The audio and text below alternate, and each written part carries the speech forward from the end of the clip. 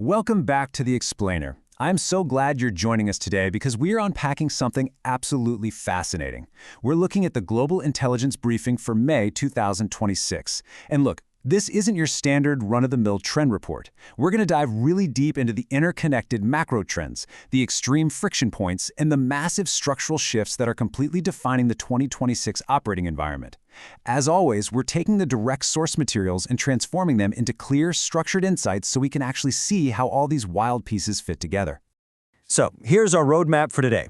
We'll be hitting systemic AI and macro risks, navigating the margin squeeze, the corporate efficiency playbook, physical limits of digital dreams, shifting socioeconomic baselines, and we'll wrap it all up with the law of unintended consequences.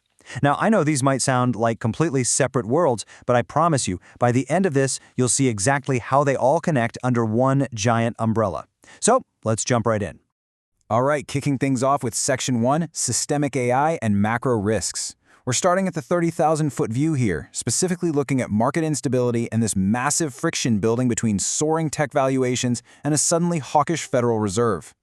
Okay, let's really dive into this. We are literally witnessing the end of extreme forward guidance. Just look at the stark contrast between these two eras. On one hand, we had the Powell era, which was basically maximum handholding. We're talking over 160 speeches and statements over 8 years. The effect? It artificially suppressed near-term interest rate volatility and stabilized the markets. But now, we have fully entered the Warsh era, reduced Fed speak. They're actively pulling back from the dot plot and telling the market, hey, you interpret the data. The result is drastically increased investor uncertainty and wild baseline volatility. The safety net is just gone. And the crazy part is, this lack of handholding is landing exactly when the market is stretched to its absolute limits. Look at this. The semiconductor ETF weekly RSI has actually hit 86. That's the highest overbought reading we've seen since the year 2000 during the dot-com bubble when it hit 89.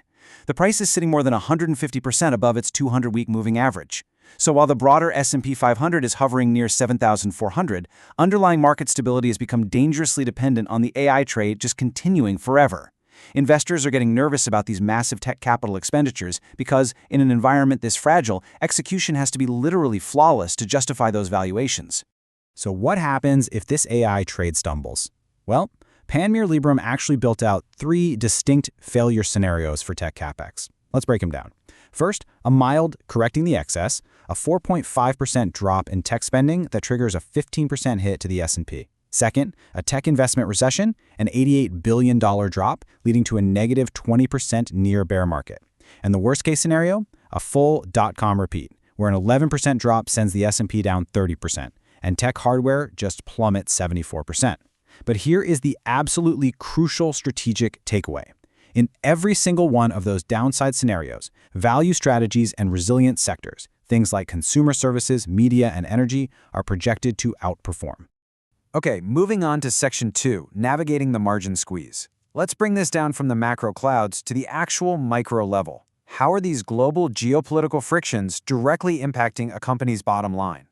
Retail executives right now are trapped in an immense pressure cooker. You've got 2 massive, totally opposing macro forces just crushing operating margins.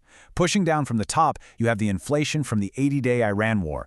The Strait of Hormuz is closed, crude oil is stubbornly holding over $106, and gas prices are locked above that critical $4.50 threshold, where consumers start aggressively cutting back on spending.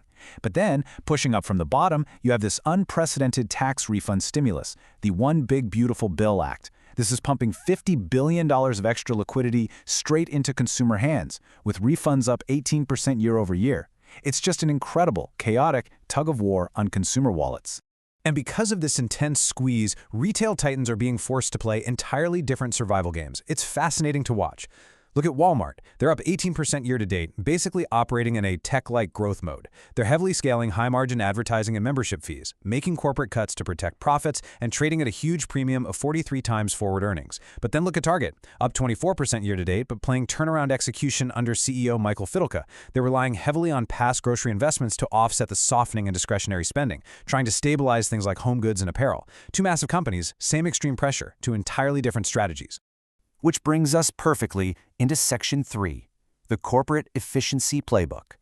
In a market this volatile, where valuations require sheer perfection, how do the truly elite corporations actually protect their profits? Okay, this is honestly one of my absolute favorite examples of corporate brilliance. Let's talk about Apple's binning process. When you're manufacturing silicon wafers, microscopic defects are just a fact of life. They're inevitable. But instead of throwing out an enormously expensive chip just because one core has a defect, Apple uses software to systematically disable the broken cores. The completely perfect chips, those go into the flagship iPhones for maximum premium pricing. But the imperfect ones become the brain of the MacBook Neo.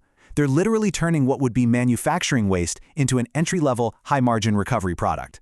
It's exactly how airlines segment seating. It's a level of extreme margin efficiency that smaller rivals just cannot match. Speaking of extreme corporate maneuvers, let's take a look at the mechanics behind the impending SpaceX offering. They are targeting a mind-boggling $2 trillion valuation, but the internal architecture supporting that is what's really wild. Look at Elon Musk's compensation structure: zero base salary, nothing.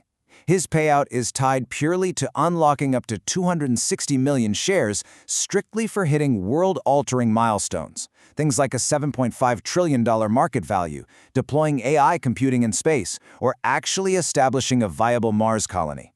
And to make sure nothing gets in the way, they've set up this unassailable dual-class super-voting structure, giving him permanent majority control to avoid any board oversight struggles. It's a playbook built 100% on capital efficiency and execution over hype. And, if we're talking about ruthlessly efficient capital allocation, we absolutely have to talk about Berkshire Hathaway. In Q1, they executed a massive, aggressive $40 billion portfolio rebalance. Working from a $380 billion cash reserve, they dumped $24 billion in assets. They completely eliminated their United Health Group stake and liquidated a $14 billion portfolio previously managed by Todd Combs, actually swallowing a $2 billion tax bill on gains just to get it done. On the buy side, they deployed $16 billion, tripling their Alphabet stake to 58 million shares, starting a brand new position in Delta Airlines, and picking up a real estate-driven stake in Macy's. It's a massive, decisive strategy shift, reacting directly to this new market reality. All right, let's pivot a bit to Section 4, Physical Limits of Digital Dreams. We've talked a lot about capital and digital technology, but software ultimately has to live in the real world. And the real world requires power, a lot of it. Artificial intelligence has an absolutely insatiable demand for electricity. That digital dream is triggering very real, very physical infrastructure moves, like this massive $250 billion consolidation between NextEra Energy and Dominion Energy. NextEra is going all in on renewables and nuclear, even restarting a plant in Iowa specifically just to power Google's operations. Meanwhile, Dominion sits on the world's largest concentration of data centers. With peak summer electricity load expected to grow over 5% every single year for the next decade, the future of AI is completely bound by these hard physical infrastructure limits. This also perfectly illustrates another kind of collision. What happens when technological idealism violently hits financial reality?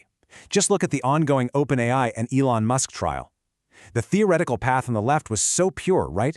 Building safe AI for the benefit of humanity, governed strictly as a nonprofit to protect it from market forces. But the reality on the right? We're talking 3 weeks in federal court, leaked secret memos, frantic text messages, and an existential multi-billion-dollar cage match over equity and control. It's a profound human saga where idealism just completely collapsed into traditional financial warfare. Now, we can't just talk about megacorporations and macroeconomics. Let's look at Section 5, Shifting Socioeconomic Baselines, because these shifting extremes, they are creating massive shockwaves for everyday people, especially in labor and healthcare. Take a look at the rapid devaluation of the master's degree. For decades, grad school was your professional safety net, your solid plan B. But between 2005 and 2021, we saw this staggering 69% explosion in the supply of master's degrees. And the unintended consequence of that structural oversupply? Master's degree holders under the age of 35 are now stranded at the 77th percentile of unemployment. That's way above the normal 50th percentile baseline. Actually, for the past 12 months, associate degree holders have been outperforming them in absolute employment levels. It's a complete inversion of everything we thought we knew about the labor market. And we are seeing severe unintended consequences in healthcare too. Obviously, the GLP-1 pharmaceutical boom is massive for weight loss, but shadowing that success is a hidden frailty epidemic for its 13 million American users. This is a very serious physical constraint. Patients are seeing up to a 10% loss of lean muscle mass, which physiologically is like aging a decade or more, very rapidly. This rapid depletion causes acute physical frailty and metabolic shock, structurally slowing down the body's baseline metabolism permanently. Because of that slower metabolism, the mathematical probability of rapidly regaining the weight if you ever stop the drug skyrockets. It's a classic case of macro-level solutions breeding dangerous micro-level problems. We're also observing highly calculated structural shifts in politics and pop culture. What we're looking at here isn't just an organic cultural moment, it's a mechanical, highly systematic pipeline. Step 1 identifies a cultural heavyweight, in this example, Nicki Minaj, someone who represents a massive demographic historically aligned with progressive policies. Step 2 utilizes a conduit like former campaign staffer Alex Bruzewicz, who acts as a dedicated scout and mechanical liaison. And Step 3 is the target destination. The goal is mechanically luring these major cultural centers of gravity to secure unprecedented victories ahead of elections by entirely reshaping traditional political alignment. So, we have covered a tremendous amount of ground today, from AI energy demands to Apple's chip manufacturing to labor market inversions. It all culminates right here in Section 6, the law of unintended consequences. This entire intelligence briefing really boils down to 3 core strategic pillars. First, capital efficiency over hype. Valuations right now demand flawless execution and absolute margin protection, not just vague promises about AI. Second, physical constraints on digital dreams. Software is ultimately bound by hard physical infrastructure limits, forcing real-world multi-billion-dollar industrial moves. And third, the law of unintended consequences, which is really the core thesis of this whole explainer. Which brings us to this absolutely crucial quote from the report. Macro-level solutions are rapidly breeding dangerous, unforeseen micro-level problems.